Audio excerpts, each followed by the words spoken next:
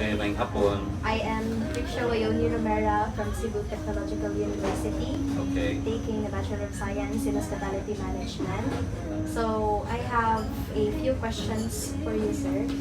First is, what does good customer service mean to you? Actually, good customer service, every hotel have their own standard. But you know, service from the heart, sincere, friendly, that's customer service. Because the guests will feel that genuine service is, there's a feeling.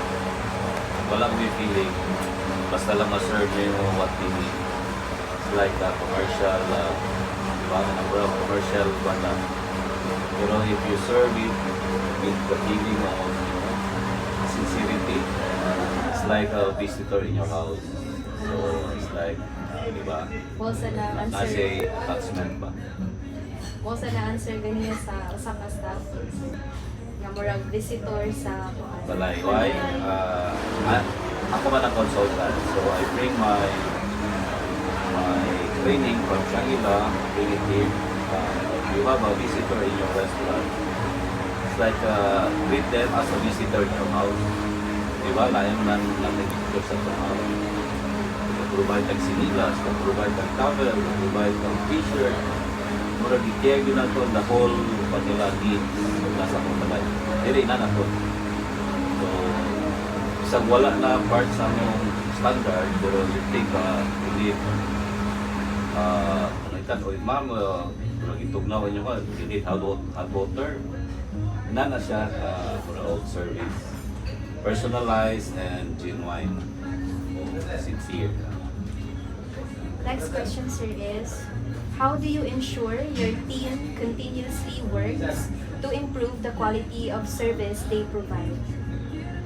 Again, Again, how do you ensure your team continuously works to improve the quality of service they provide? actually every day we have a daily briefing. So we discuss things that for example, we have a challenges yesterday. So na mga service delays or service about service problem. So I'm gonna discuss following day and we'll make action plan. So para dili na siya mao sa pagkaugma. Ma-improve tayo na mo. Mistakes is healthy actually. If you don't have mistake, you don't have area to improve. You will not know what is your challenges or lacking sa skills. So sa amo is positive kayo may mga complaint or may mga suggestion ng guests. We say thank you to the guests. Thank you for this concern. We will make sure when you next visit, this will be rectify and improve. So inana siya muna ng dulos mga staff. Ay mo kabala ko sa complaint or comment. Healthy kay na para nato. Because we don't know sometimes siya itong kulang. Pero from the guest, you makuhan yun na lang as a guest, I need this one. Should be naninta. So, na ako, happy kayo sa na yung opportunity to improve na. Sa na yung comments again. So, in order for us to grow, dapat we need to learn from our mistakes. Yes, and we need to discuss and act. So, ang kanang action ang importante. If you know that you don't have any action, para lang yung mga i-plus ang tutugan. So, but siya, balik sa guest, same thing ang iya pa ngayon, wala may action. Basin nila sila mamalik. Pero nakita lang na action, kung kayo itong nag-comment na ito, uy, ilan na i-actionan. So, mabalik-balik siya. Because they're part of about sa imong business ba nga. Kapaminaw sila sa amo. So, guess yun ang ilang focus. Kami. Thank you for that, sir. Next is, what do you do when a customer submits a complaint concerning the quality of service your team provides? Actually, it's related to the second question. So, muna, ako yun mo, unahin yung mga comment ang guest o complaint. Nakalag-down na sa supervisor. Then, discuss yun na pagka-following day. What happened? So, interview na mo, basta siya na itabo, anong niabot sa complaint. So, So, imo na mo action plan siya itong button team. Ano kung delay siya, be sure nga inaba itong stock. Inaba itong supply. Kaya ang cause sa delay sometimes is supply or speed of service. Ang focus sa mga staff. So, discuss na asan pa nagkulang sa stock o sa itong manpower. So, dahil kulang manpower during the peak period, Sabado na ilan inaba itong stock. Kaya para maka-provide ka sa itong i-promise na speed. If saan mo na itong mention na ma'am, for your food will be served in 15 minutes. Pero nag 20 minutes na 30 minutes na food lang ako ma-serve. So, it's like you're promising pero dili day mo kaya i-provide. So, bad na para sa side service. If we promise, we must deliver. Tama na. Thank you, sir. Last is, how do you handle conflict between employees or with customers? Okay, I have a training for staff how to handle complaint. So how to handle complaint is siya acronym nga HEAT. Hear them out, isang i-train na pasagdi ninyo ang guest na igawas na nanyang kasuko o concern.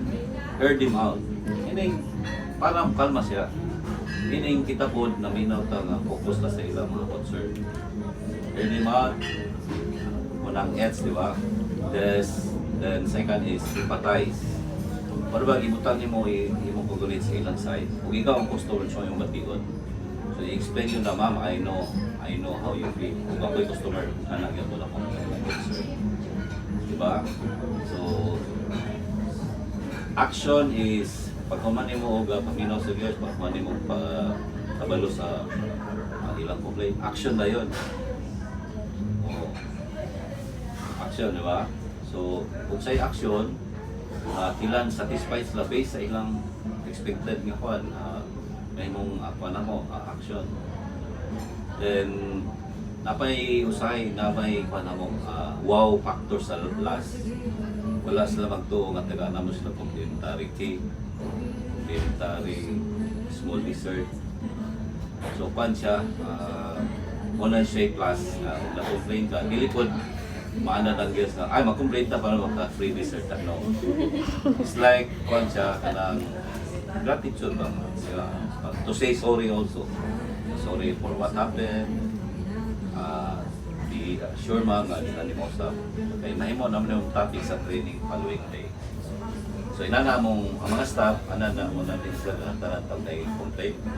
Hear them out. Pag hinaw ang guest, ayaw counter nga daghan kag reason nga tungod man gud ni man no wala ginasamo ka nang defensive bitaw nga attack na mag-prevent busy mo gud ni ma'am one yun na mong marabag part sa training hear them out action nila yun that's it simple so ang guess kalma yun kaya maminaw man ni so ang guess is sakto at least accepted sa staff na sayo so inana yung guess is always said mo muna itong marabag, di ba?